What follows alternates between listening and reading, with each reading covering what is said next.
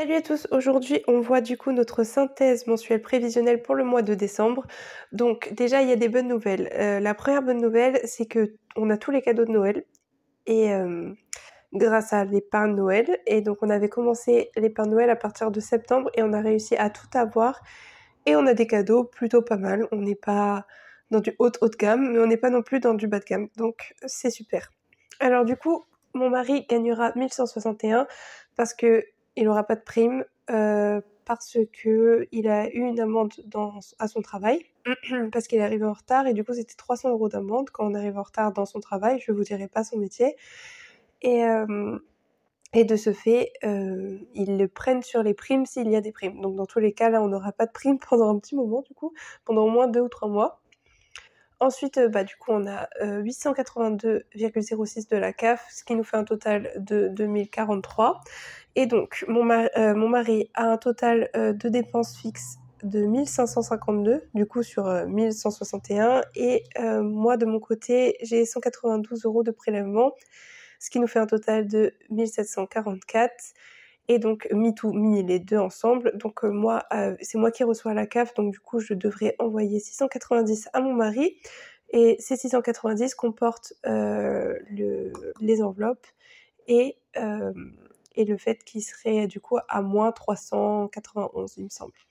Donc du coup, il le sera pas parce que on fait les transactions directement. Et donc parce qu'il a besoin, donc on aura sûrement le découvert des 50 € avec le chèque sport que je vous avais dit qu'on avait oublié. Et du coup là carrément vu que on l'a pas encore, ils nous l'ont pas encore prélevé, donc normalement on sera à moins 50 hein, d'ici la fin de la semaine.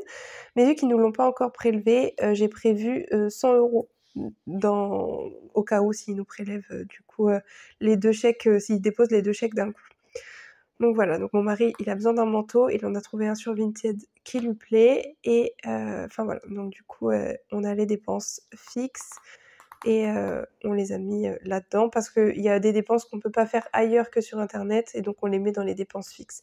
Donc ensuite dans les dépenses, variables, donc dans les enveloppes, on va y mettre, l'hygiène et entretien 20 €. On va mettre les légumes 90 € au lieu de 100 € parce que, on peut pas parce on prévoit une épargne également.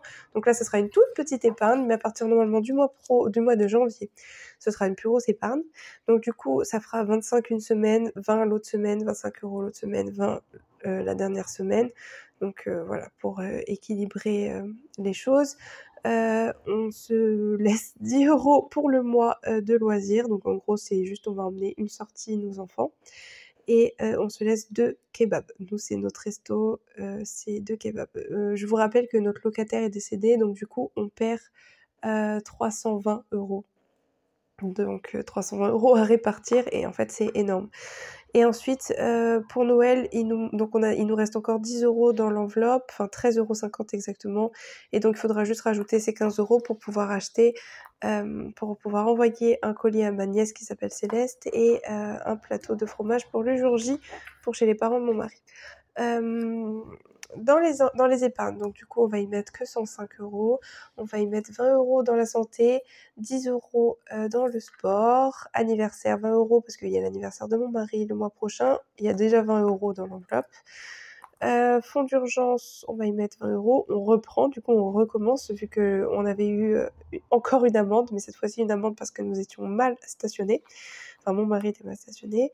Ensuite, dans vacances, on va y mettre 20 € et dans Noël, je l'ai mis dans épargne, mais je vais la mettre dans l'enveloppe épargne, mais il est possible qu'on l'utilise pour faire un petit repas, avec nos amis, un petit repas de Noël. Donc du coup, je sais pas pourquoi je l'ai pas mis directement dans les enveloppes. C'est peut-être au cas où si ça ne se fait pas, comme ça au moins, c'est directement dans les épargnes. Donc voilà, donc on a 299, dispatchés, donc du coup en vérité là il y a 300 €, donc mais on sera pas à moins 1 € parce qu'il nous reste, quelques euros là sur nos comptes, enfin sur le mien ou celui de mon mari, donc bon ça se 1 € ça se comble très, très facilement.